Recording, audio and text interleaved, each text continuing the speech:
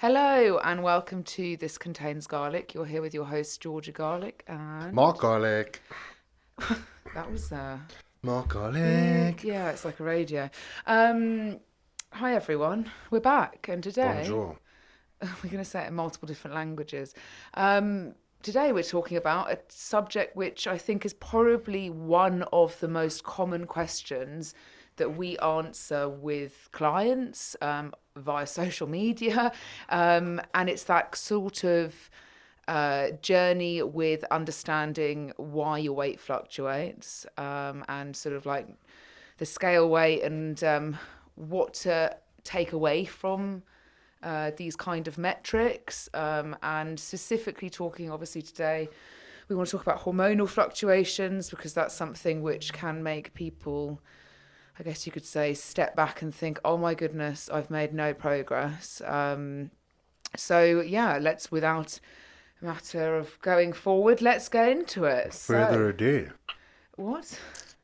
I feel like the topic of weight fluctuations is a very, very important conversation to be having because it happens on a consistent basis. The vast majority of times when your weight fluctuates, um, it, some of the processes or some of the inputs are out of your control, especially if you're a female and you're having, like Georgia said, hormonal fluctuations. So, considering we deal with it on a daily slash weekly basis, I feel it would be good to kind of break different elements of what weight fluctuation is, and then Georgia, if you can give us, obviously, because I can't speak for hormonal fluctuations because I've never experienced the time of the month. So, I from a know, I think female it's one of these perspective, things where it's I feel like people get really shitty about like men saying anything about hormones when actually like some exceptionally qualified and understanding men out there. But it is one of these things where I guess I can speak from an actual matter of fact where I totally and utterly understand the psychology behind like what it can do to you. And I think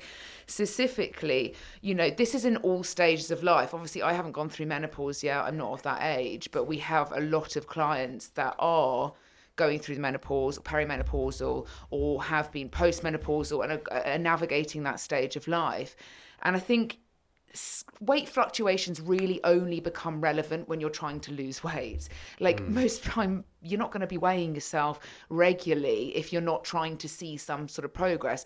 Well, perhaps you have a potential mental issue with weighing and potentially you've got a bit of a problem with it and you're weighing yourself daily, but that is quite a rare anomaly to see, and so I think where it can go wrong, I think with weight loss specifically, is that if we have a client that comes to us and says, I want to lose weight, I want to change my body composition, and I want to build a better relationship with so and so forth, and I want to become stronger, and all of these lists and goals and stuff like that. And we say to a client, okay, well, if your goal is to lose weight, you're not going to be doing it rapidly. You're going to be doing it in a sustainable manner in order for you to actually be able to adhere to it and then not see that weight regain.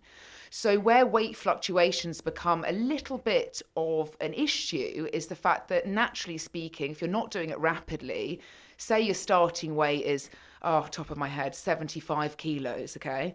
And you want to get to 65 kilos because that's where you feel like you're going to be comfortable.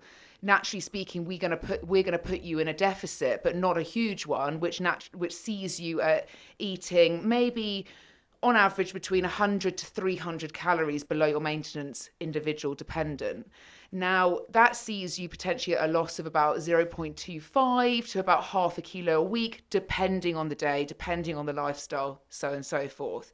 So, when you have a weight fluctuation and potentially it's hormonal or maybe it's something else related, and you're trying to lose weight and you've only, say, you're at the start of your journey and potentially you're a month in and maybe you've seen a loss of a kilo, maybe you've seen a loss of 2 kilos, maybe you've seen a loss of 0.75, okay, and you've worked really, really hard to achieve that, you've been ticking off all the things that you want to do, and then you step on the scale, the weight's fluctuated because of a hormonal time of the month, and suddenly you're literally back at square one. And it's very hard in those situations to be like, what have I just done for the past month? It's not working. mm, And I think this is very relevant for me because I mean, I have a complete change of mindset around my period. Like, it's hard.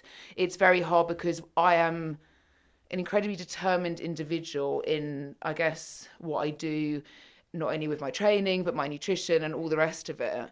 And I guess it's one of those things because I run my training, for example, via a logbook, and also my, body composition is being adapted as we speak and all of this, you do come to the point around the time of the month where you're like, I've got to reach that because I've done it before. I can't not do it again. And it's really hard when you have that kind of mindset to then be like, shit, I'm now technically, I would probably say 30% like less, like capable, not capable, but like mentally, physically, I don't have the energy Perception to of get to that capability. 100% or 110% that I would usually work at. And so I'm very hard on myself around the time, to be able to still reach those numbers without nearly passing out in the gym. And I did it today. But I think, it's very important because as we come back to like weighing yourself, like when you weigh yourself, for example, you've got quite a good relationship with the scale, would you say? Yeah, I would say so. But do you think that's come down to the fact that, you spent a long time detracting your self-worth from the scale and instead seeing it as a metric where you understood processes were going to happen, but as long as those trends Yeah. were heading in the right direction, there was nothing to be really concerned about. Plus, also, you did the learning of weighing yourself every day, which, I mean, I just Yeah, I totally guess contradicted myself at with the start. But no, but it's slightly different because again, when you don't have an emotional attachment and the processes and your application and your adherence rides on one metric solely, that's when people start to fall to pieces when they don't see the forest for the trees and all they focus is the scale weight, and when again that doesn't necessarily represent the effort that they put in, then it starts to impede consistency, adherence, application, so on and so forth.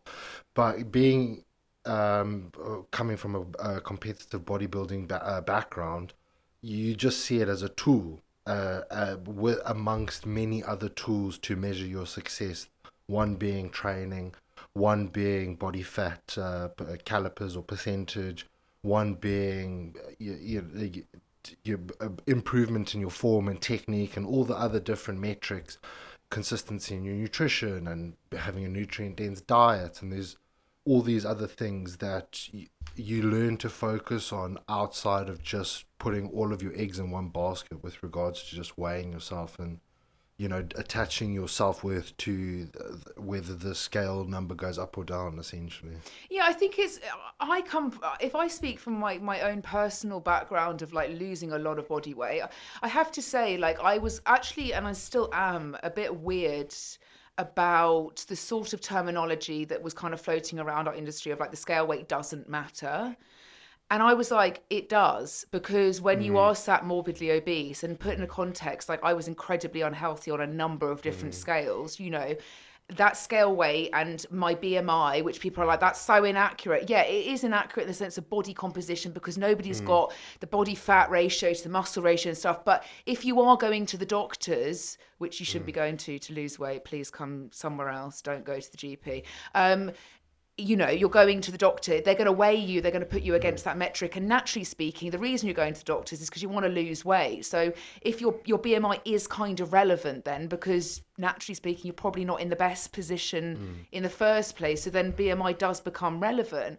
And I think, not when you're a bodybuilder or when you have body compositions that we strive to achieve on a day-to-day basis, does BMI have any kind of I think, yeah, position. But I do get very sensitive about people being like, well, fuck the scale, your self-worth is more than that. It is, it's very absolutely. avoidant. Fuck is your No, scale. it Nobody is, gives but a fuck what you it depends on weigh. the context of the individual. If you're a healthy weight and you don't have excess body fat, then by all means discard it wholeheartedly.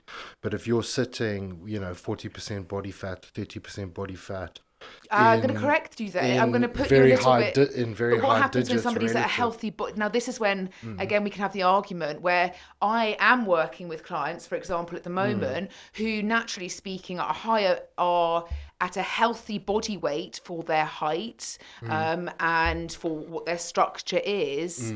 but have a very high level of body fat because they have zero lean muscle Yeah. So tissue, body composition. it I does when then. yeah, I take. Let's assume that also, because again, you can be a healthy weight of, let's say, 75 kilos, but still be 45% body fat, because of the composition Absolute of your composition of body. your body. So I think it does. But the thing is, though, measuring body fat like is something which I feel like is so inaccurate. Like the scales you step Essentially, on yeah. is Yeah, inaccurate, no, but the it can create impedance a scales, trend. yeah, impedance scales are definitely inaccurate, but again, nothing apart from a DEXA scan or an Yeah, MRI is going to be, as accurate as possible. But if you do caliper tests and all these other forms of you can pretty much. quantification of body fat, you can get a relative um, estimation of your body fat levels within a couple of percentage.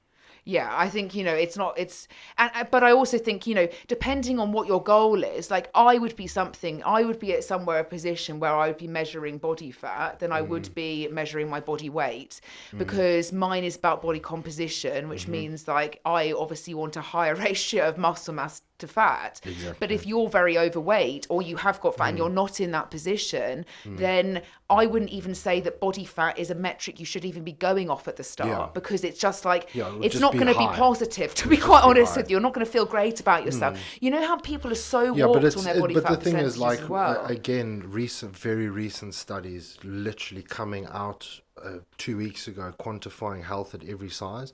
And the reality is when they do a cross-sectional study of multitudes of different individuals that are classified to be in excess weight or body fat, or that fall into the category of health at any size, realize that yes, there are metabolically healthy people that are overweight, but the percentage of that people in the grand scheme of things is like 1%.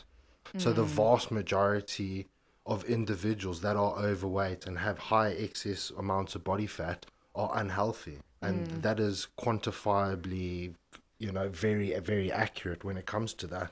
And the perception of, oh no, it's fine, you just have to feel happy in your own skin, to a certain degree I agree, but then you also can't ignore the massive elephant in the room, which is you are overweight and it is going to have a detriment to your health and your fertility and your quality of life and your mental health. So Joints, your when you pain, yeah. do, if you do embark on a journey of self improvement, then the scale weight, the metric, has to go down. Yeah. And you know what? Again, I say that, like, if you've when you go through a fat loss journey, depending on how, if you're thinking sort of 15 kilos, do you know what I mean? That's kind of like I mean, it's a large amount of weight, don't get Mm-hmm. me wrong, but let's say that's an average, do you know what I mean? When you're talking about, um, large scales of weight, so put into context, mine was about 65 kilos of body weight. There are elements where, number one, I'll be honest, like, I remember seeing like tags next to my name as like at GPs as to like what I effectively was branched under, like at that age, in the sense of like health and well-being, and it was fucking below like the scale. Like Mm. it was like this is a problem, Yeah.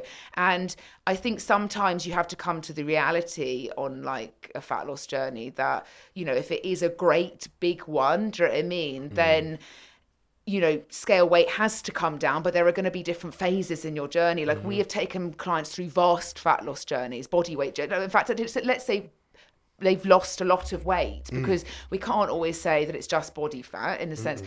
but we have taken clients through very large journeys, and then there sometimes has to be phases where we try and work out the new normal, you know what I mean, and that new normal has to be figured out, you know Mm. what I mean, otherwise you're just ending up shortchanging yourself, your metabolic rate's on the floor, do you know what I Mm. mean, and then you end up where a lot of the time people attack a number, don't they, all the time in weight loss journeys. Oh fuck the scale, do you know what I mean, attack the number, I see it happen frequently when nobody does the mental work. they get to the end of the weight loss goal, they psychologically can't deal with what's just fucking happened, because they're like, how have I even got here? Because I've been so focused on the result, that then they end up effectively regaining it, a year, 2 years later, because they haven't psychologically actually done the work to get to the position, because they've been so focused on, I need to be less fat, I need to lose weight, I need to lose weight. And so for us as at any coaches, it's cost. so important, like in Yeah. in especially even the nutritional element, but the mindset even more so, to just not put people in that position where they ever get that low. So we have to take, if you're on a large fat loss journey, you're in phases, yes, you've got to do a large part of losing fat, which is going to require you in a deficit and a number of different input and outputs, being modified throughout the way. But, it is going to come to a point where you lose a lot of weight, and then we have to go, right, well, where are we sitting now? Do you know what I mean? And where can you comfortably maintain this? If you've dropped 30 kilos, you need to then learn how you're going to, carry your on with that overall 30, you know what I metabolic mean? rate Because it's will a change huge... so much as well from that.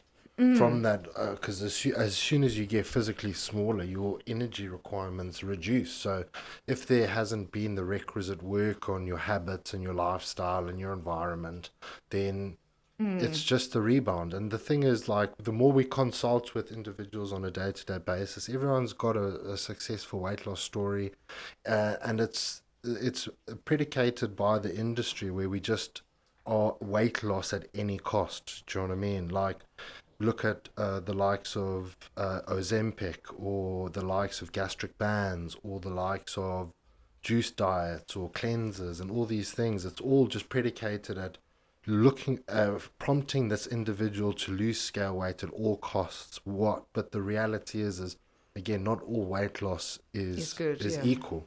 And there has to be a level of adjustments with regards to your self-care habit. Otherwise, it's just a never-ending cycle of losing weight, gaining weight, losing weight, gaining weight, losing Or, weight. I mean, like, if you look at Ozempic, actually, it's the opposite. Now there's a problem because people are losing weight, but, what that drug does to you is effectively minimizes your appetite. Yeah. That's the whole thing. It plays with the chemical messengers in your brain, But sending you to say, so actually, the metric, actually we're now on the other scale, where people are coming out going... My question is, do you not think for some people that just should be the case, though? Do you know what I mean? Like, there are, much are there people that have, addictions to gambling and addictions to recreational drugs and addiction to working hard. There are some people that will, statistically be more prompted to resorting to eating as a form of I think the X, percentage Y, is and getting Z. higher and So higher. do you not though. think that sometimes just nipping it in the bud, so like maybe some people just not eating full stop is not a bad, like, what's worse, essentially? I don't know, because I think your quality of life is dog shit, and I would never want somebody to feel like their whole life was food is so directly linked to enjoyment, experience, pleasure, But what happens if memories. you've got a problem with it, though?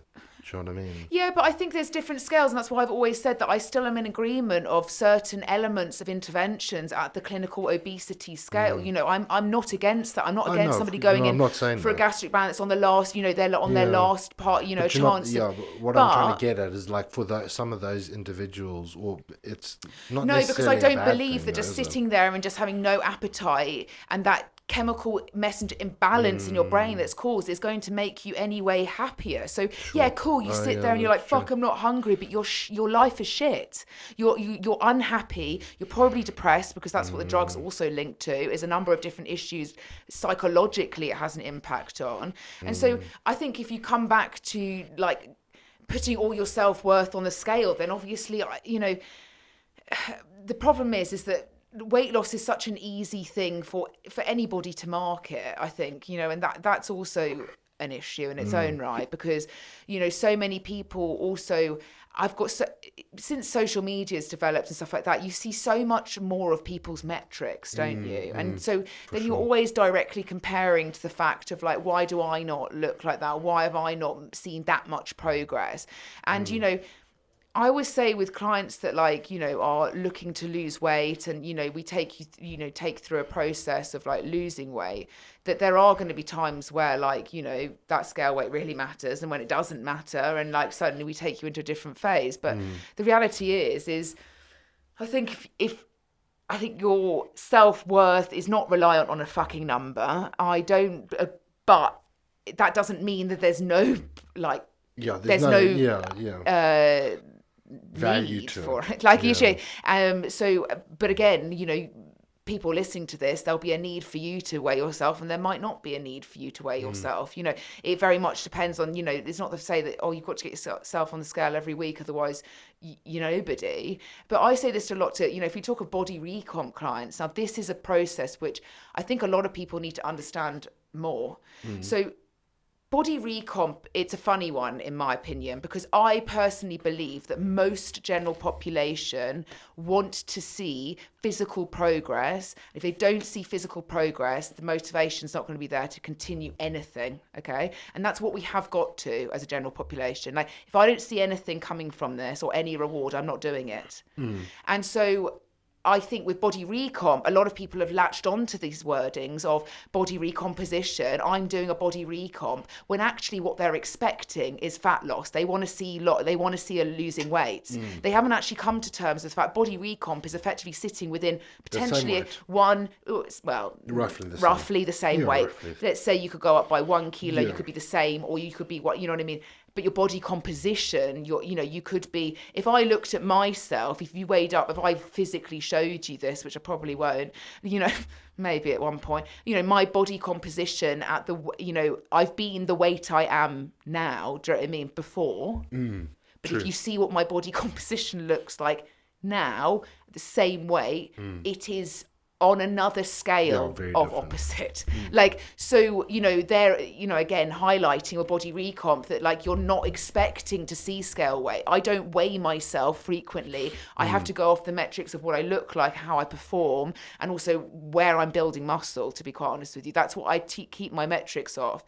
But a lot of time people are latched on to body recomposition as being, I need to be like that because I want a toned physique. But actually their expectation is, I want to lose weight. And so when you take body recomp clients on, one of the biggest hurdles we have to face is, oh my God, the scale weight hasn't gone down. Do you know what I mean? I haven't done this. I've weighed myself. I haven't done that, and they completely eradicate any other kind of progress, whether that's physically, performance in the gym, all these How things funny where, is it when, sorry to interrupt you, but how funny is it when we sit and consult with clients and funny. all the, you go, okay, what goals do you want to achieve? And you have a whole 60-minute or 45-minute consultation about, 15 different goals. And then you're 6 weeks into the process and they're like, I can't believe I haven't lost any weight. And you're like, hold on a second. We That never goal is even not. discussed that. But also that's the expectation that you can reach a body recomp. Like, can I just put this to fucking rest? Building muscle is one of the hardest goals to achieve. You can exercise your body in the right way and be relevant with a protein target, and you will maintain or have a little bit of lean muscle, okay? But if you want to have substantial amounts of muscle mass, that is a whole different ball game.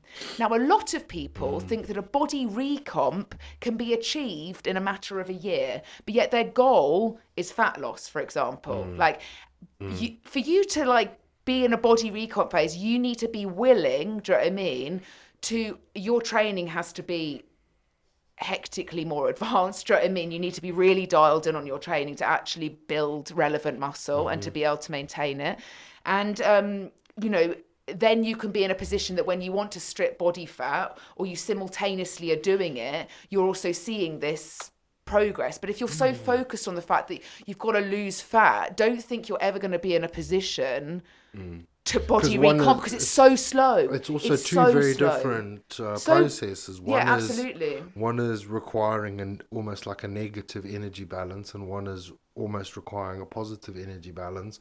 So you're getting pulled in two different directions. Like there is body recomp to a certain degree, but when they quantify everything with scientific studies, they find that the vast majority of the body recompositioning, where people are simultaneously losing body fat and building muscle mass, are predominantly in people that are fresh beginners, that have never lifted weights in their entire life, and take the unique adaptive homeostatic response of muscle hypertrophy for the first 9 months where you literally are like going into a growth spurt.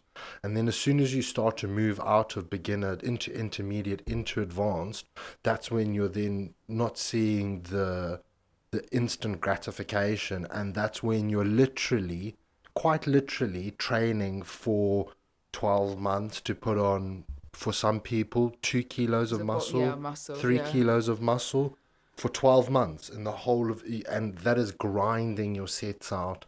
That is chasing your logbook. That is prioritizing your sleep. That is hitting your nutritional targets and your macros and being super consistent 9 times out of 10 to literally get 2 kilos out at the end of the I would even year. agree that it's not even 9 out of 10 times. I think it's 10 out of 10 times because, Yeah. like, we know, and obviously, having Mark obviously been in like that element of like competing, like if you put that into context of like the amount of muscle that a bodybuilder would have to build, do you know what I Oh, mean? please. That I know females that are enhanced females, so that means taking performance enhancing drugs, which will go through the most not hectic but like intense, in the sense of training. They've got everything ticked and they won't even put on more than about Oh, 1.5 to 2 it's kilos of yeah. muscle in like a whole But build phase. And they would have put on in the process, for example, their natural body weight might sit at 65 or 60 and they'll be up at 70. They're uncomfortable. It's uncomfortable getting there. And that's why I don't think that goal is relevant Yeah, for but a general lot of population. But then people people need to understand that the also process will is so assume slow. that when they start lifting weights and not necessarily quantifying their nutrition and their NEAT and all that things, and it's, start to expend more energy, so recoup the energy by whether it's conscious or subconscious feeding, their weight goes up, and they're like, oh, I'm building muscle. I've Yeah. put on 3 kilos in my first month of training. This building muscle is ridiculous. How many times men or women say, I build muscle really Oh fast? my And it's God. like, Oh my God. That's probably one of oh, the most common I things I don't get want to given. do weightlifting because I'm scared of getting too bulky. If those words have ever come out your mouth, that is the equivalent of saying, I'm too scared to invest money because I don't want to become a billionaire. It's the same But principle. also, I get really, you know what? It's probably because it's a person. I'm very protective over resistance training. I'm very protective over strength training. So because I firmly believe that it will completely change somebody's life, body composition, the way they feel about themselves, and confidence. I fucking think that strength training is amazing. And so I get really annoyed when people like do say, I've literally dealt with so many times throughout my career where people are like, oh no, I build muscle too quick. No, we're not going to do, because I'm going to build muscle so quick. I'm going to be bulky. Oh, I'm like this. And I'm like this. Oh my God, I no, wish I was, because if you'd actually seen no, how much fucking effort I no, put in, like no. literally. I'm almost vomiting after every single set to literally No, try you and sound change my ridiculous, body. Mark. I don't fucking vomit after every set. You are so It's on the ridiculous. verge. No, let me just put you back in your fucking box. Let me just put you in the box. No, like The no, we vomit didn't. box. Fuck off, Mark. I've never seen you once vomit from training. Oh, Okay, Sean. okay. Sean's. What, once when you were 16? Do you know what I mean? Just get a grip. Do you know what I mean? You shouldn't be training to vomit. That's stupid, counterproductive, and let's move forward. You've got to. But that being said, if you're training, we come back to body recomposition. If your training is relatively very intense, and you, even if you're giving yourself adequate amounts of recovery, what you're trying to achieve in training is effectively tearing muscle fibers. It's putting your body into a state of inflammation. Otherwise, you don't grow muscle. So you've got to expect that scale weight, for example, is going to fluctuate. The only reason scale weight is relevant in body recomp is to just make sure it's staying within that range. Because if it's not, then likelihood is if it's going up and up and Yeah, up, if then it's that's just. body fat. Yeah, you Because naturally it just. wouldn't. Yeah, if you're just going up week after week after week But and I you're think a just lot of putting on time body body fat. recomp is completely merged into, I'd like to reveal what's under this body fat. That's literally what I feel people think. Body recomp is not. It's like, okay, hello, I've got X amount of body fat, I've got X amount of muscle. I need to adapt that so I've got more muscle, less body fat. It's not, I'm going to lose all the body fat and just see what's underneath that, because that's fat loss. And I feel like so many people are like, I'm recomping. It's like, no, you're not. You're losing body fat. That's what your goal is, because recomping is that element where you don't necessarily see a loss really anywhere until you've chipped away Mm. constantly at the intensity of training, you know, and picking up all of the other elements in the sense of nutrition, protein, and so forth. Mm. And I feel like, you know, I mean, when the key is not to lose body fat through a nutritional dense, negative energy energy balance, balance. it's It's simultaneous to increase your muscle mass, which will then increase your basal metabolic metabolic rate. rate, which will then impact your total daily energy expenditure. The idea is not to necessarily aim to lose body fat, it's to build as much muscle as possible. Are you just talking based off body recon? Yeah. Yeah, it's to build, but I would agree. I have to say that like I don't see people view it like that. No, of course not. Definitely not. I feel They like just body say it recomp is like, oh again. hello, I've just revealed. It's all about losing body fat. That's Like that. reality. This is what I just Because don't you could understand. literally, like I said, and this has happened to us in ad nauseum. You could sit down with a person and talk to them until the cows literally come home, and they will still chase the scale weight Scale weight, downwards, yeah. regardless, unless it is, you're a bodybuilder and you're literally, in an off season and you're trying to put on weight or recomp or whatever, those kind of individuals where it's all aesthetics. But whether the general population like to believe it or not, whether it's conscious or subconscious, there's always going to be a Because I narrative of I believe, need my weight to go down, and when my weight goes down, I'm really happy. And yeah, when it goes up, I'm really but sad. but I think that also like when you step in the scale, like and perhaps it hasn't, you know, or it goes up in a fluctuation. There's that immediate response of like I feel fat. Do you know what I mean? Even if you But don't feel fat can and you just I? stepped on the scale, Do you think the reason why? Just try and quantify this for me. But do you think sometimes the reason why there's such a negative connotation towards a fluctuation going upwards is maybe not saying the time, but it is um, relevant to or a reflection of that person's actual application and adherence.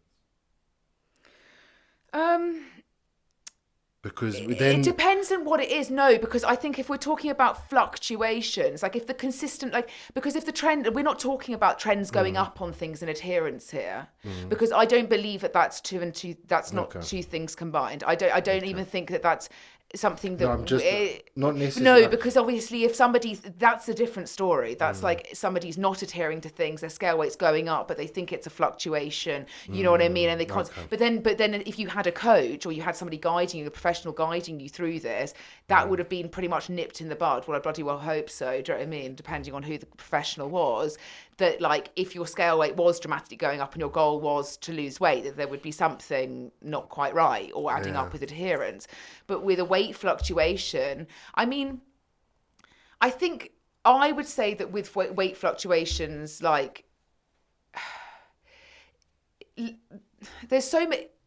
You know, you said that like, you know, most people chase a fat loss a goal. Do you know what I Yeah. mean? I think that's because like general population is not asked. Mm, My goal is not general population yeah. goal.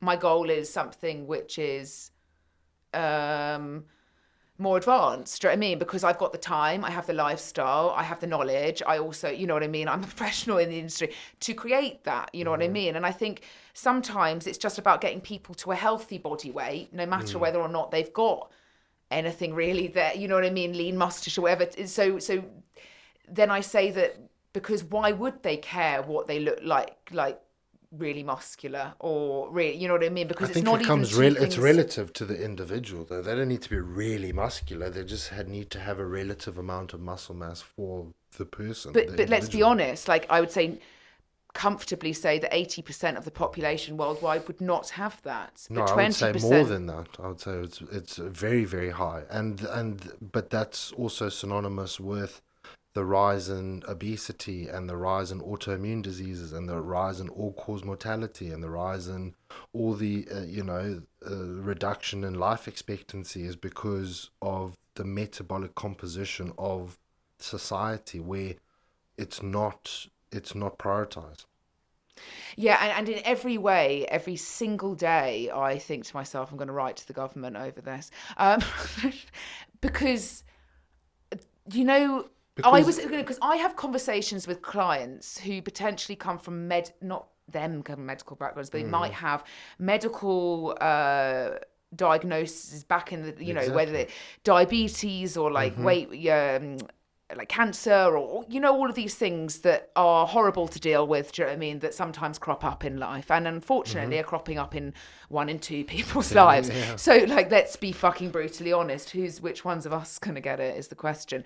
Anyway, I commonly find that in the narrative of medical, that there's no link between anything. It's either that Or or that. this. Do you know what I Mm. mean? There's no like, oh, okay, if you have, I don't know, I talk about a Mm. case study of a client literally right now. If you've had thyroid cancer, you've had your thyroid removed, you put on thyroxine, do you know what I mean? And then you've been put on that for multiple years, you know what I mean? And then you get diagnosed like 4 years later, 5 years later with type 2 diabetes.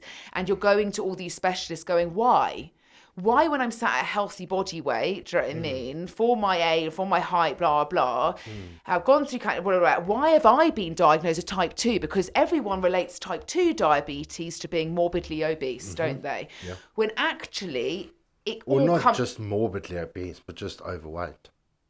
Because there are some, But I think there in general are, terms, they always said in like medical programs, like all of those yeah, like yeah, yeah. It's that, like like it would be the, like yeah, yeah, somebody yeah. very overweight would get Correct. type 2 diabetes. Yeah. And yet so many other people of younger age Mm. ranges who are not necessarily Overweight. overweight, do you know No. what I mean, are all now getting diagnosed with type 2 diabetes. Mm-hmm. And why is that, Mark? Because of their body composition. Yeah, and you don't think it's got anything correlated, but I've had clients who have gone to top specialists, do you know what I mean? Top specialists who have worked with cancer in the sense of thyroid removal, absolutely was given no No, information as to none. how to manage that at all, None. how to manage your lifestyle, what to do with this, What what to do with happens to your. your metabolic rate? Absolutely, when you get your thyroid fully Yeah. removed, what happens? What is the medication you're actually Yeah. taking? How does it work? How What does it does it? convert in your body to? So you have a Exactly. fucking understanding that you're not going to go and get diagnosed with something which is quite a significant thing, which, at a later stage in life with something where you're like, what the fuck? Like, you know what I mean? How is that linked to that? And then you go to two different specialists and they still can't Yeah. still But can't like I link it told you, every together. time I used to go to all the leading physiotherapists in the world, literally used to converge and go to all these talks, and I was quite privileged to be able to sit on a lot of these conversations. And you have an ankle doctor who then, or an ankle physio that tells you that ankle's the most important joint in the body and that it controls the entire human movement. And then the next week it's a knee guy, and he says the knee is the most important thing, and everything else is irrelevant, and that it drives human movement. And then the next week it's the hip, and nobody is talking about, well, all these things are attached, so maybe the foot has influences the knee, which then influences the hip, Or the other way around, or yeah. vice versa. And that essentially, when you are boots on the ground essentially, and you're working with clients and you can see it physically in front of you, or if this woman's foot pronates, her knee's going to then go into valgus and her hip's going to collapse. It's all tied together, so we need to then have a strategy that Which ties it all together. exactly that ties it all together. And it's just, but the thing is, like George, so Georgia's gone and had a consultation. This woman's super confused. She's going to the best specialist that money can buy, so on and so forth.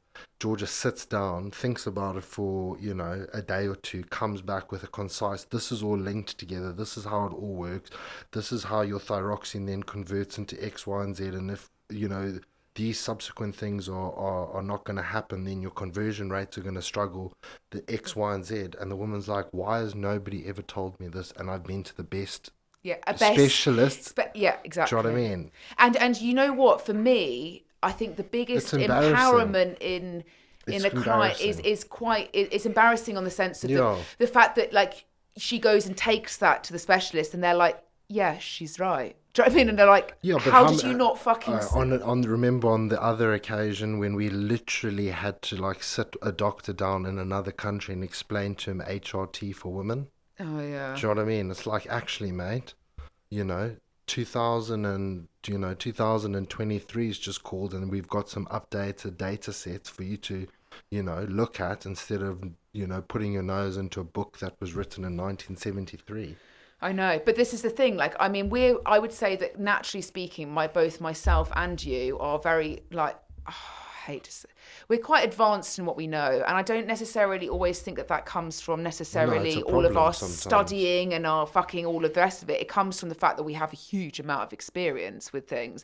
Now we've had to know the knowledge before, but we've also had to have a will to carry on seeing what's new, seeing like changing the opinion based off of, not because we're changing our opinion based off, it's because the new data's come out and it doesn't fucking add up. Do you know what I mean? And suddenly you're like, actually, we were wrong on certain things here, because actually it's all coming out and emerging now. And we're so lucky with the amount that Yeah. is coming out. But that what is coming out in research, there is elements to say that, again, you always have to expect that in scientific research, Yeah, it's going to be a very small group of it doesn't carry individuals, always and it into doesn't carry into practical. practical. Because Exactly. the reason why, especially when they do nutritional studies, they found out that 96%, I think it was 96% of nutritional studies were invalid because people couldn't adhere to anything.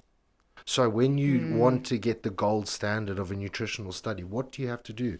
You have to take X amount of people and lock them in a Literally lock metabolic them. Yeah. ward where you feed them like children exactly what they need to eat in terms of the studies, because otherwise people literally cannot adhere to anything. So like one of It's the so guys hard. that we know essentially, who was a sports scientist based in Australia, was writing his thesis, and he had 200 participants sign up to partake in his thesis, right, where he was giving out free coaching, X, Y, and Z, to try and draw a certain conclusion. And of the 200 people that started, and this was free, like 4 people finished. I mean, And that I just think it shows comes you. So down to, but I you mean, not even talking. I mean, we do go off on fucking tangents on here. I don't even know what weight fluctuation. But the reality is I physically am of the agreement the environment is the biggest Yeah, dictator as to whether you're going to succeed or fail. of course. Now, you can, as we always say, you can be given everything. Do you know what I mean? You can be given everything. You could be spoon fed it. You could be literally, if you're not completely locked away, do you know what I mean? Your environment is going to come into play Yeah. at some point to affect your adherence. Mm-hmm. And this is why I always say that, like, is, say for example, you have a lot of weight to lose and you are wanting to go on a weight loss journey, like, you're going to have to sacrifice like Yeah. something in your environment. Yeah. And I will say, hand on my fucking heart, I lost friends, I lost Mm-hmm. relationships, Mm-hmm. and this is not something you're like, oh god, that's ghastly, I hope you're okay, but I'm not a people You pleaser have any to, longer. though. But that's and what and if life's they all don't about. fit the need, the fact that you were very unhealthy, like grossly unhealthy, you were seeing the absolute detrimental impact of what everyone was doing, but you were the one that was really on But the back foot. you hit something on the head the other day, which I think needs to be spoken about, is especially when the environment is a group of like-minded people, roughly in the same boat, that all then influence each other to then go down or self-sabotage each other. So we had this discussion the other day when we were talking about. I'd like you to please elaborate on what we talked about. Well, thank you, Mark. Thank you so much for passing No, the because it was microphone. very profound, and like a lot of people don't. No, but the thing is, a lot of people don't see it. Though a lot of people don't necessarily see that there could be ulterior motives or intentions, whether it's conscious or subconscious, for those people to then impact or influence your personal journey. Well, it's not. It's okay. First of all, it's not uncommon, or I don't think that's the right word. What's the word? It's it's not. Oh, I can't for now. I can't think of the What do word you that's right to say on this. what it happens Like, often or it happens frequently, yeah, infrequently. like it yeah, I say frequently. So like frequently in like report like psychological studies on individuals that lose weight and their environments around it, effectively a lot of research and studies have effectively concluded that should somebody embark on a journey to what better oneself and be on an independent journey, that their environment is naturally going to create or be jealous. And it's actually completely proven in behavior traits of when somebody decides they want to achieve something, that their environment then start to get More challenging. well, no, in the sense of the fact that they get a bit strange about it. Why does somebody want to change or grow? So you know what I mean. Growing meaning like growing in life, not growing in my muscle. But why change? For example, when somebody says to you, I mean, I've listened to so many podcasts, but when people say, "Oh, you've changed," I mean, it just means you've grown, like because you've grown away from perhaps where you were. Okay. Yeah. Now, when it comes to your actual environment, and I speak absolutely honestly here because I have done this before multiple times. I have seen it with your family. I have seen it with my family. I have seen it with thousands of people I have navigate, you know what I mean, throughout the time. When you tell somebody that you, for example, you're overweight and you're wanting to lose weight, and you have a time in that journey where you feel like you want to eat something, you want to drink something, you want what somebody else might not want, okay? And you end up effectively prompting somebody to share it or to experience it Embark with on it, you, yeah. or to do it with you. No, I'm fine, thank you. I don't want. I'm fine actually. I'm not that hungry. Are you sure you don't want to share a sandwich? Do you know what I mean? These are all things, okay, that subconsciously people are not aware that people are doing. So it is prominent that when you're overweight, naturally you would be eating a lot more than your average person. Now, it's not socially acceptable, maybe in this day and age, actually, maybe it is, but when I was very overweight, it was not socially acceptable to be sitting there and binge eating in front of people. No. And one of my biggest reservants, and when I used to binge eat, was always in private. I used to hide things, always. I never liked eating in front of people, because then that was the reason they were going to say, that's why she's fat, because she Exactly. eats so much. And I see this, I'm sorry to say, we've got to bring it into context, she doesn't listen to it. Your auntie Sharon, do you know what I mean?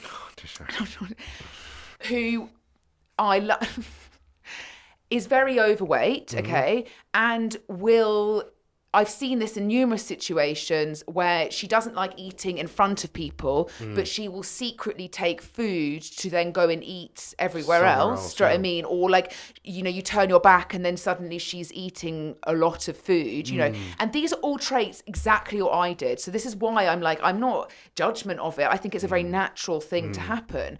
But you also want to bring people along with you. So if you're in a desperate need of, maybe your emotion feels low, your self-confidence and self-esteem is low at that point, and you're reaching to food to comfort you, and potentially you're in the company of others, naturally it would mean let's bring them in also, Yeah, because let's go otherwise for a I meal. feel like a bit of a pig, you know what I mean? Exactly.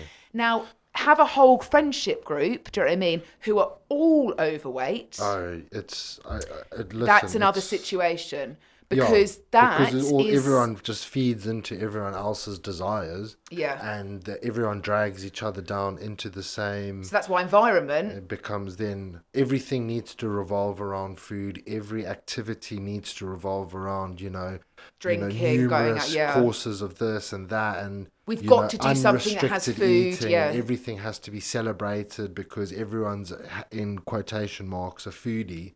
And the reality is it's just self-deprecating. It's either conscious or subconscious, self-sabotaging of because I don't, like Georgia said, I don't necessarily want to sit here and binge eat by myself, so I'm going to try and get as many people involved. And having worked in the industry for numerous years and dealt with people that are underweight, will potentially The go and opposite, don't yeah. necessarily want to eat but feel ostracized for potentially being underweight, so they need to come across like they are constantly eating or involving activities with food will sit down, literally order The whole the menu. entire menu for everyone to gorge themselves whilst they then push Push the salads foods, but around. yeah, and this is very. I mean, we as Because I it said, we work again, with it both makes them ends of feel the better scale. because they're not going to sit there and go, "Well, I haven't eaten all day, and It's all an I've element eaten of is an guilt. Everyone is a has an element salad." of guilt when you do something which is not what society thinks is right. But so and so eats so much, and I'm like, well, when you sit there and you think about it, do they actually, or do they dish their food? Let's try and Comfortably quantify what saying, they're I'm sorry, eating. Mark, but comfortably saying, like, because I've been in this position, I firmly believe that, like, when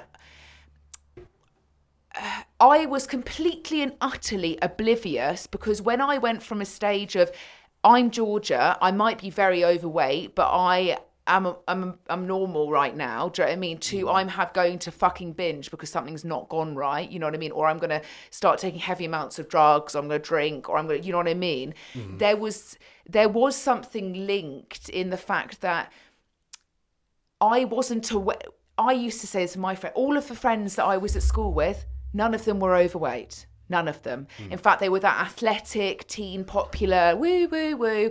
And I was what I thought like a complete anomaly, even though we all had the same lifestyle. Yeah. But because my brain physically couldn't understand that actually what I was doing outside of the time that I was at school or when I was around friends when I was growing up was the fact that I was gorging on thousands and thousands and thousands of calories and hiding it. And that was a part of my brain I hid. Do you know what I mean? So I never then thought to myself, why is it that we can all go for a meal as like teenagers or like when we do it, you know what I mean? And Yeah.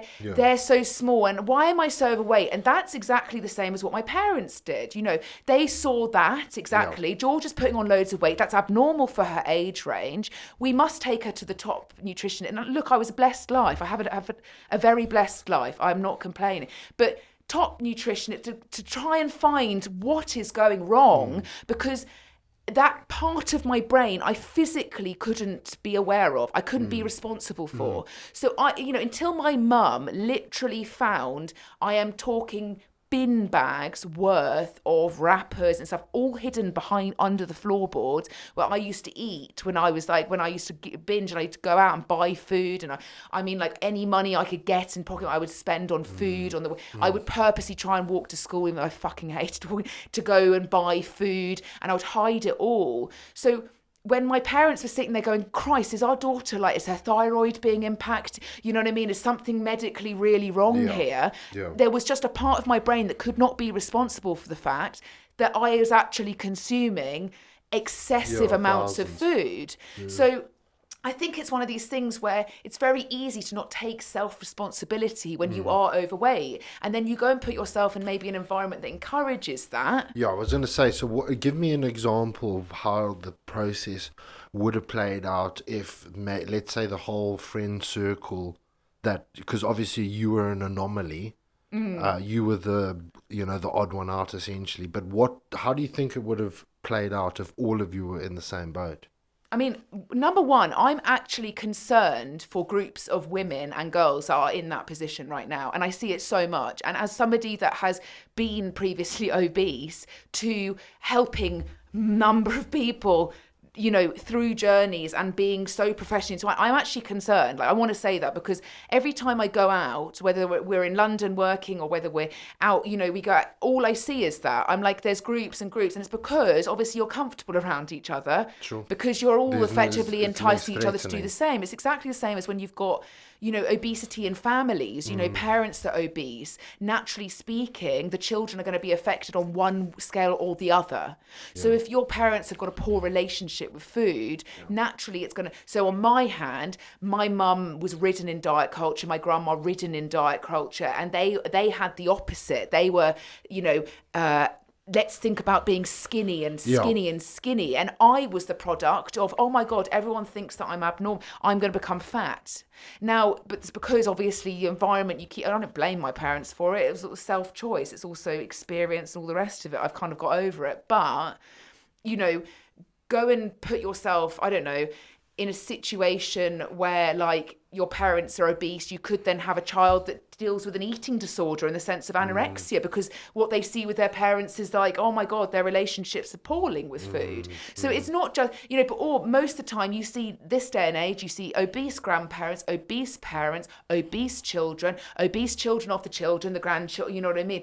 And that is a fucking problem. The fact that the Very obesity difficult to children's break the obesity cycle. rate Yeah, is skyrocketed. Like that's concerning, because you're bringing children into the world to be formed and developed, and yet even by the age of 9, 10, they're overweight, very overweight. Like, and you don't really see that as being, how do you stop that cycle? These people are going into adult life with completely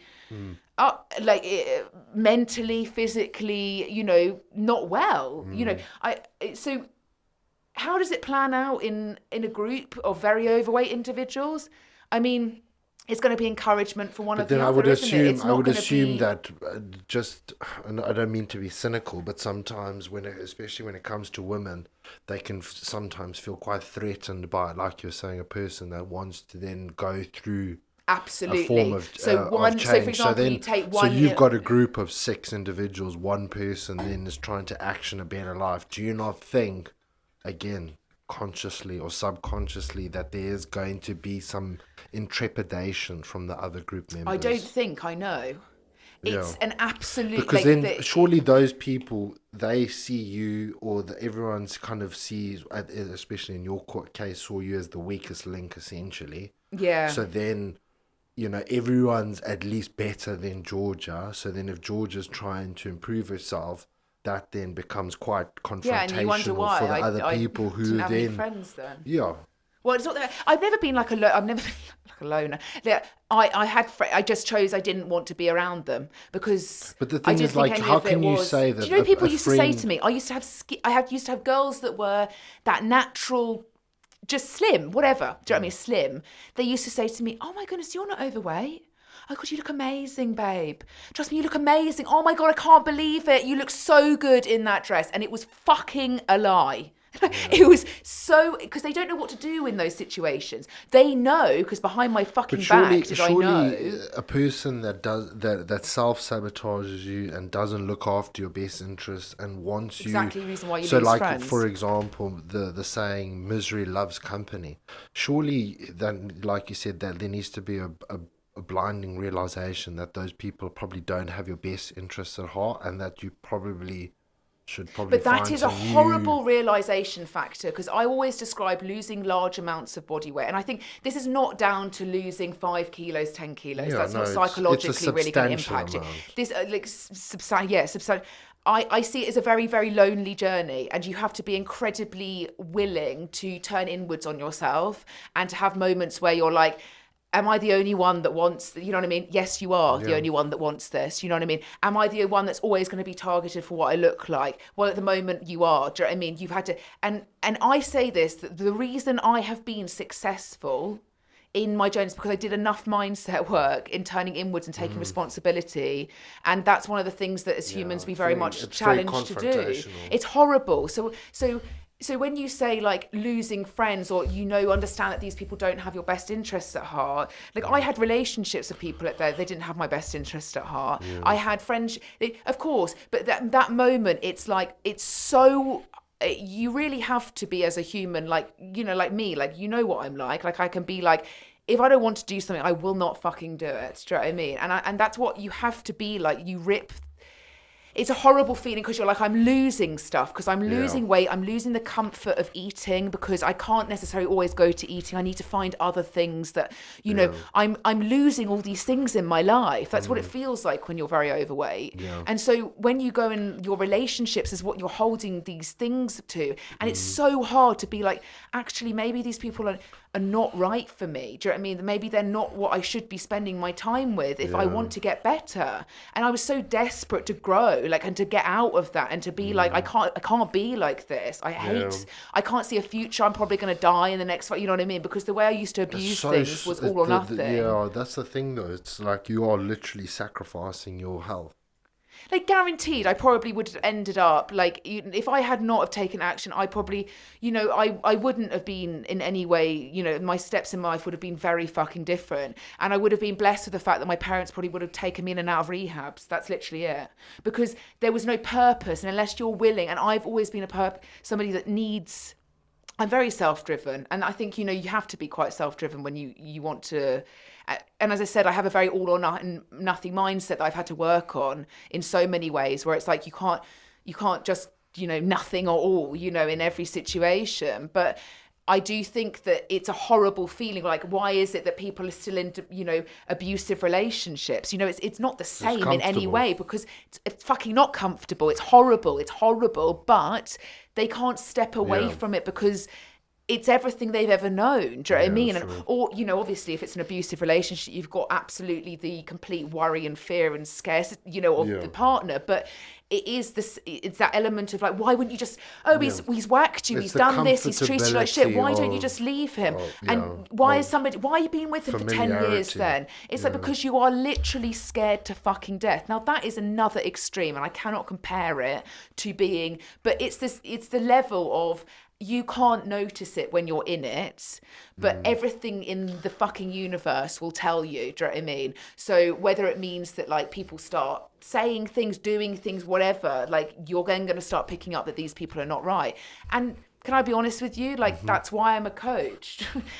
I coach people through this. Like, I fully believe that if you struggle with your environment, you struggle with not having that sounding board off of somebody, do you know what I mean? And you don't have somebody to like, to guide you, then like a coach, this is what a coach is for, to take you into those situations where you say, I'm scared of doing this, do you know what I mean? I don't want to necessarily change, but I need to change. And you've got to be like, it's fine, do you know what I mean? You've got to trust it, you've got to trust the fact that it's all going to fall into play. But I do think it's much harder, and I think you have to really, as I say, like with successful large weight loss, you have to be willing to it's not even a sacrifice point of view. It's just the fact that you're going to have to be willing to grow and to change, and realize that things are going to fall either side. That doesn't mean that you're worse a person. If anything, you're better. You've grown. You've stepped away from that. A lot of people in this world never change ever.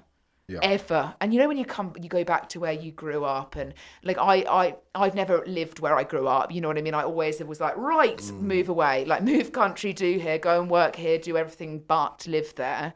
So when you go back there, or you see people, you know what I mean, you think, fuck, you haven't changed, have you? But in my mind, I feel like, and you're like, oh, this is a bit weird, it's a bit town vibes, you know what I mean, where everyone's the same, completely the same.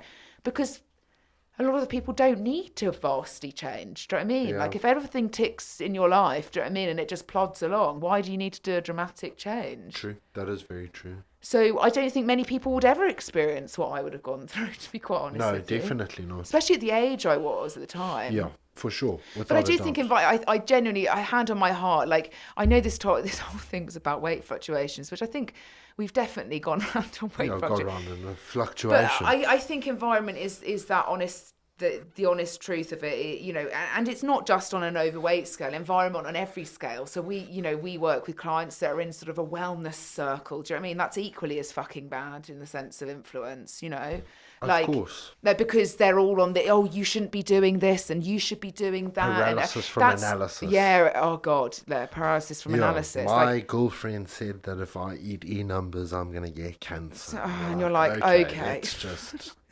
Let's just hold the horses unpack there. this for a second for you. But it is, I think and it swings the same way with people that are essentially underweight.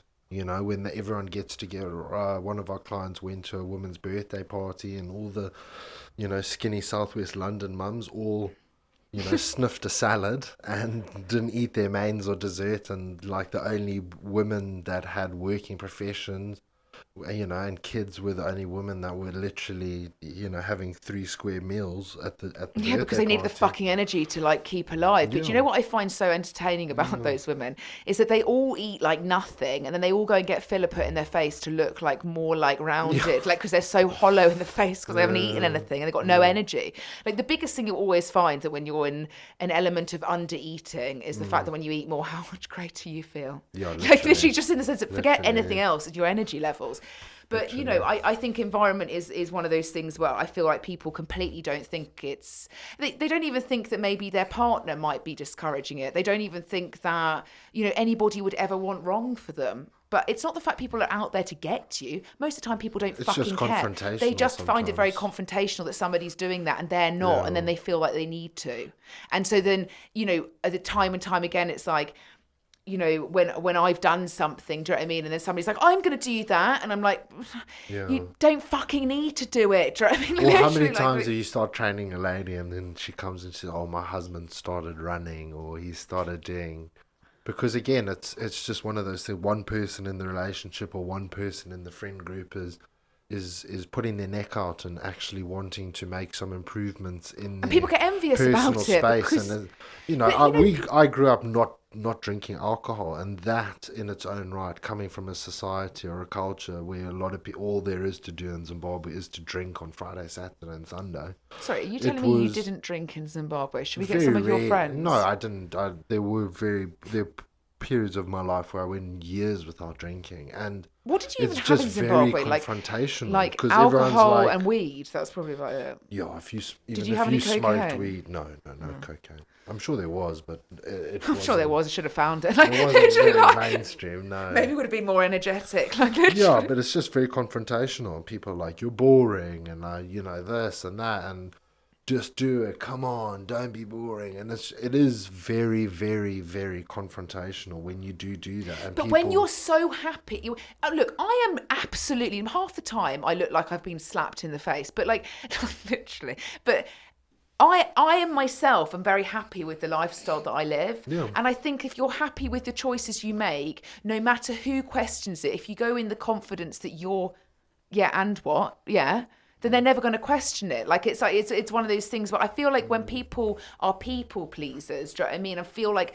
they're doing it because society's told them if they don't go out and do this and people they're might think, shit. Who is society? Like I didn't realize, is or society a religion? I'm not if I sure. don't do this, my friends might not think I'm in fun or invite me places. Yeah, And and then you that's got what to ends you question up with like, an overdose in a hospital. so So do you know what I yeah, mean? That's being is brutally your honest. friendship just based off you getting battered or you going and doing certain things? Because again, that's not a very healthy friendship.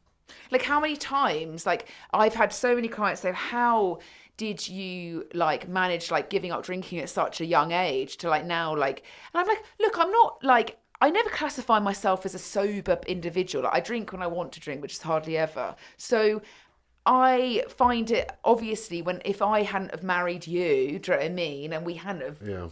come together, then I think my lifestyle would have been very different, like I've always said, because it would be. But I think it's one of those things where you're just very comfortable. Like, what difference does it make? Like, does it make a difference to you? Like, does it make a difference to you that I'm not drinking? Or is it because you feel guilty There that we you're go. having a drink and I'm not? There we go. Do But you know what I why mean? do you feel guilty? Why do you feel Why are guilty that you can feel, enjoy yeah, something why and I are don't you want feeling it? guilty about the fact that I'm not drinking? Because That's human nature. yeah, and because because Exactly there the same has as to be fat a loss. negative connotation towards the action that you're doing. Do you know Well, what it's I the mean? same as like, So, do you want this cake? No, I'm like, I actually, I've got, I've got a chocolate later. Do you know what I mean? After dinner, but I'm actually planned. I don't really want a cake at 2 in the afternoon. I don't really feel like having a cake. Oh goodness, what are you doing? Dieting? Do you know oh what I gee, mean? oh Oh yeah, God, do you know what I yeah. mean? Have a cake for God's sake. Do you know what I mean? Here's the fork. Oh, I've It's ordered got you natural one. It's sugars got in it. natural sugars in it. It's Yeah, not. It's good literally. for you. It's good for you. You can't have this restrictive mindset. Yeah, It's this yeah, really unhealthy. yeah. Okay, do you know what I mean? Who's worse off? You. Who is worse off? You. Because you've just Exactly. eaten the cake because you've given in to the fucking people Yeah, pleasing. and who has to live with the demons when you've That's set what I out always when you've said. set out to for self improvement and you really want to improve your quality of life, and you're the one who's sitting with the demons after you've just gone and had a blown out for no particular reason. It's just a random weekend at any given Yeah. thing, and you're then having to start from square one, and you're then having to deal with the demons that you fucked up and you haven't achieved anything. You're back to square one, and so on and so forth, and you just have to marinate with that negativity. Yeah, but nobody else does. All Nobody the people else that are is. affecting you, they're not worried. They don't give a fuck. Yeah, Do you know what I nobody mean? And cares. and you know, being really brutally honest, there are some lovely friends in the world and family, whatever. But Yeah. not many people really do care. Exactly the same as nobody cares about your scale weights. They just judge what you look like. I'm really unfortunate. That's the way that humans look at Yeah. each other. Oh, you Exactly. look okay. Oh, you look like a bit of Oh, a yeah, you crackhead. look I'll nice in avoid you. your Yeah, jeans. yeah. You Like, know, nobody's got the scale out. Okay, how much do you weigh? 66. oh Not wow! Did you great. know that at 56 you could look better? Do you know Yeah, what I mean? What? Like the only times this was exactly. prevalent was like in the 19 fucking 70s when they used to have those scale weigh-ins or like Weight Watchers when they put you on a scale and be like, Yeah, oh dear. Do you know what I yeah, mean? You haven't lost yeah. any And what happens when weight. you weigh people regularly? Guess what? And all the Weight Cry. Watchers meetups were always in the evening, and they probably would have weighed everyone after a full day of food. Oh, Yeah, Sandra, you better eat the cheese Wotsits that are Weight Watchers, not the actual Wotsits. yeah, God's sake, yeah, Sandra. Like, exactly, you know what I mean? Like, you are a failure. Do you know what I mean? Come back next week and let's hope you've done better. You know, exactly. that's what it used to be like, though. Like, when I went to Weight Loss Clinics, fuck me, they were savage. Like, you Yeah, know, we're going to Asia this year. We're going to yeah, Thailand yeah. this year. And I said to Mark, the last time I fully traveled Asia, like I was morbidly overweight. And I said that like now I'm coming in with a very different body composition. I'm almost a little bit worried that people might be like, even the opposite. But in Asia, like when I was fat, they wouldn't take me in a tuk-tuk. They literally be like, nah, too fat, nah, too fat, too fat. And I Yeah. just felt so uncomfortable. And it's weird that like many years later, we're going to go back and hope that like hopefully it's different. But you know, people judge based off what you look You like. just Do you know what I can't. mean? They don't do it. And look, you can't change that. It's how It's would we human ever form a nature. relationship if we didn't know what somebody looked like Yeah, properly? but it's human nature for us to judge people, and this is the thing where you're going against evolutionary biology. Like you have to. The reason why you've got two eyes on the front of your head is because you're an apex predator, You should be and you need observing. to Yeah. observe every single thing in your environment, and you judge people. That's why we've got first perceptions of individuals, and we judge people. It's just you can't necessarily Like avoid that's it why everyone judges a book by by its its cover. cover, Exactly, literally. And so, exactly. like when you shake hands with somebody, like whenever I like, it's natural. Like you know, when you meet new clients, or like you know, when we're consulting, you Yeah, know, you're sussing each you other suss out. each other out. Like you know, it's just the way that you know, look up and one and down, and just hope that like you know you're going to be normal. But Like that's why people put so much value into people that are in shape because people are literally wearing their discipline. true. But again, in shape is such a vast term, isn't Yeah, it? in shape. Like, Yeah, what is but in shape for some people versus other people? Like, in shape for me is a bodybuilder. yeah, well, But that's because I'm let's like, just say, you're uh, the top 1% for I'm not any different 1%. I'm shape. not an athlete. I'll get there though.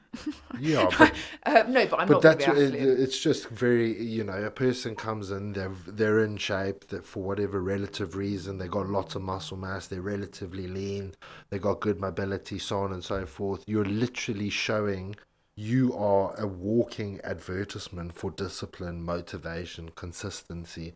That's why people put so much effort into and like self-worth into what people look like, because they look at themselves and they go, shit, I can't even imagine what it would look like, what it would feel like to look like that. That person lives a specific life of X, Y, and Z.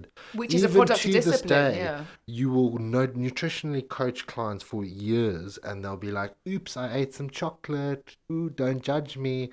And it's It's like like, what this. the fuck? Do you know what I Literally. mean? It's like, well, we've It's like, gone who's through this been so so many many times times. when I'm not a fucking teacher Yeah, to I'm not tell a you off. Do teacher. you know what I I'm mean? not Like, perfect. it's I'm not a exactly the same monk. as you consult somebody and you're like, right, so can you just list your daily diet? Okay, so I probably wake up and have like 3 almonds and I sip on a Yeah. lemon, and then I'll have a salad at lunch, Yes. and then I Yes. think sometimes a salmon fillet, and Yes. then I'll go to bed hungry, crying. Okay. And it's like, get on the scale. But Okay, okay, can you just tell me my question to quickly? you is, why are you 4 stone overweight then if you're eating 800 calories a day? Because again, I come back to the point that I was talking about, not being able to be self-responsible for what you consume. I mean, I come from a product of that. Do you know what I mean? Like, it's not, you have to be responsible for what you consume and then be realised. And Yeah. again, realise that if you want help, you have to be honest. Because otherwise Exactly. you're forming a life that's fake. You know what I mean? You're Exactly. completely forming stuff that's Exactly. completely and utterly fake. It's Fictional. nothing to do with you. It's all to do with what you want or what you Yeah. think you should be like. So that's why honesty is the fucking best policy when it comes to making change.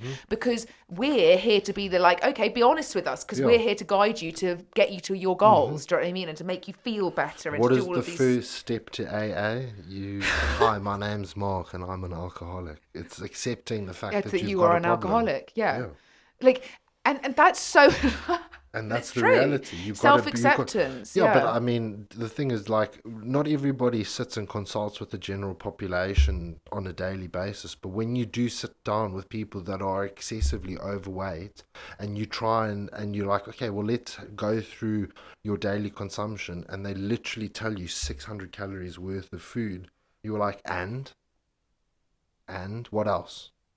Yeah, I And know. what else are you consuming for you to literally be But able? I come back to the point where I had a personal trainer. I think I've said this must have been before, who was like my first PT. His name was Andrew. He used to have like one of those six packs that was like, the kind of six packs man have, not like muscular, like just like super lean. He used to like he used to like ride his top up like halfway through the session, just to like rub it in the mirror, just to like make Spencer sure. Matthews. Just to make sure you knew that he had abs. He used to like make me run for fucking endless time. Anyway, he was all about food diaries. Now, food diaries have their place if you're good at fucking Yeah, if if you you're were good just at being responsible for what you eat, it's yeah, wonderful. it's But great. there is something incredibly daunting about writing down what you've eaten when you're fucking overweight. Do you know what I mean? Yeah. And I remember going in, and he was like, "Right, get on the scale." Oh no, we've not seen any progress. You're up 2 kilos. This is not good. Like what's going? I'm like, here's my food diet. I'd literally just written it like as quickly as possible, like apple, cottage cheese. Do you know what I white mean? Like omelette. cracker, blah blah. Yeah. And he was just like, is this honestly what you've eaten? And I was like that. Yeah. Do you know what I mean? He was like, well, I would really advise that you actually go to medical professionals then, because like you clearly You'll eat. warped on what Yeah. you're doing, because you're like, and I remember just being like that. What I'd had just eaten was like a panini, like 2 fucking chocolate bars. Do you know what I mean? And I was there like, can't even remember what I've eaten, because that's another thing. Can't remember. Do you know how many things No, that but people eat that you can't genuinely remember? not remembering is a very valid thing. But that's why Track. you've got to quantify it though. Because otherwise it's like, no, I didn't eat that. Oh, fuck, I just had a smoothie with like how 500 many calories. times I didn't do even you think. literally correct me when I say that? Oh my god, I haven't eaten anything. And I'm today. like, you've had You're just a like, "You've whole had bowl of 3 cereal meals, with like dude." 100 grams of Cocoa Pops and a fucking this. How have you missed that Yeah, out? literally, because you forget. You forget, and that's why you've got to be aware, unless you're going to have 3 solid meals that you're going to tick off, and then that's it. Do you know what I mean? That's like, but it's natural to be like, just forget, like, the odd drinks you pick up or the coffee or whatever, like you forget. You're like, oh fuck, I had a whole double like caramel latte, which will set me back like 300 calories with full fat milk. You know what I mean? You don't Literally. think about it. Literally. So I do think it's obviously everything's about thinking. Thinking being and present. honest. It's just being present and being observant and honest. present. And I think, And having to deal with the very challenging things when it comes to self-growth.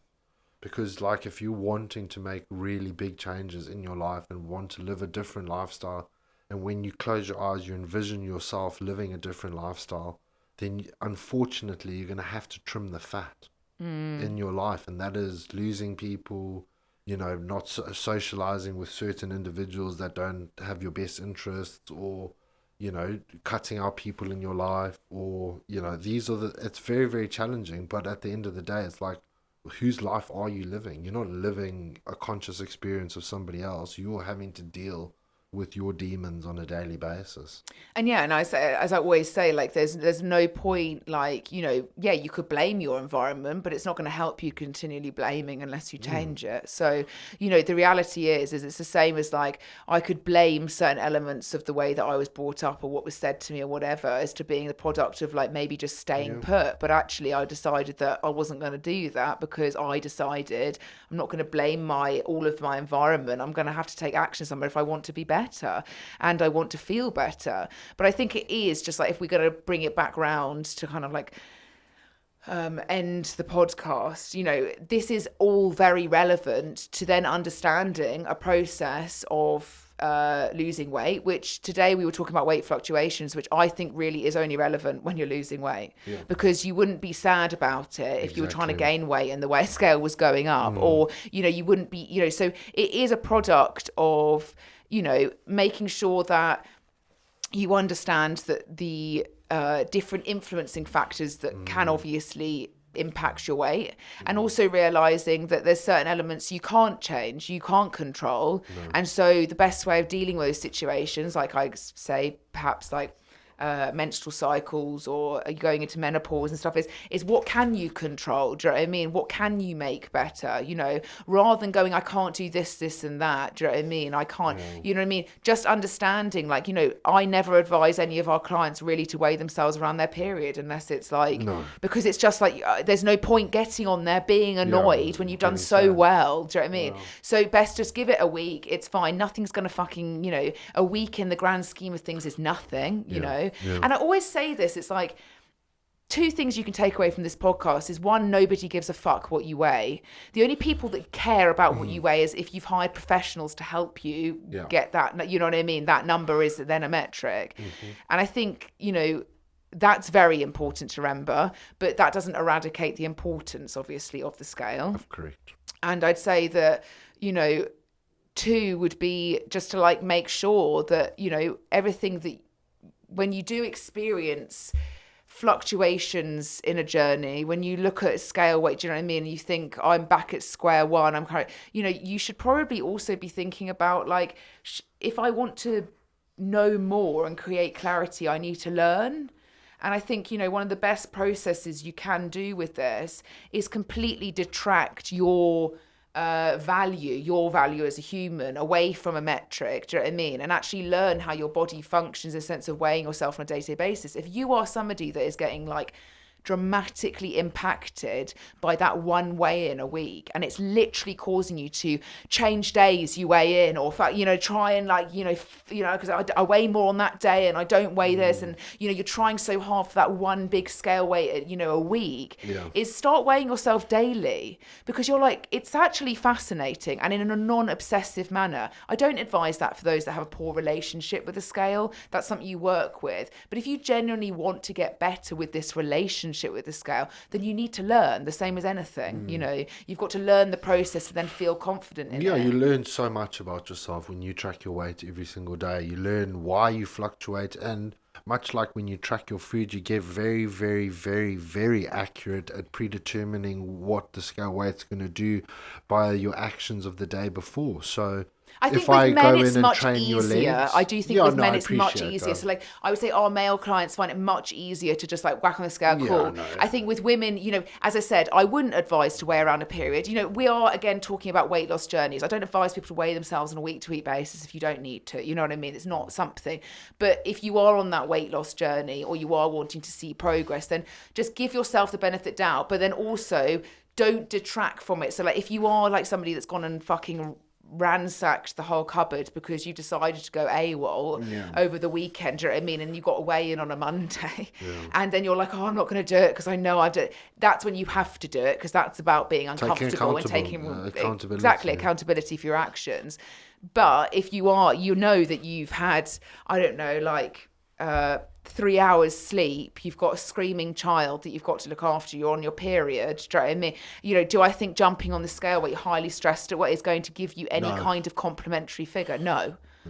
Absolutely not. And so then you have to say, for fuck's sake, like before this process of me wanting to lose weight, or before this, like this never mattered so much, do you know what I mean? So why does it fucking matter so much now? Like your life is really not dependent on a scale. It really isn't. Like, and I always say, like, people weigh very different things, different amounts. People always think, oh, Shields probably weighs less than her. It's probably not. Do you know what I mean? It's all these factors and figures that you shouldn't care about. But you should care about in another one. Like, you should care but not care, in the sense of... Depends on the context. context exactly there. Anyway, what a Okay, wonderful wonderful podcast. podcast, if I don't say so myself. Anyway, let's stop talking to ourselves now, and hopefully this will be pumped onto We'll go and have Spotify. another conversation with each other in the kitchen. In the kitchen, which won't be recorded. But yeah, we have so many conversations with each other a day. It's And absolutely you had the absurd. audacity the other day to say, we don't communicate. I was you gonna like, bring all up- we do is talk to each other. No, we talk about things with work. Right, we're going to bring this up relationship therapy. I don't think so. Next Anyway, one, next next one. one. Next one. Anyway, have a good week. We'll speak to you soon. Bye.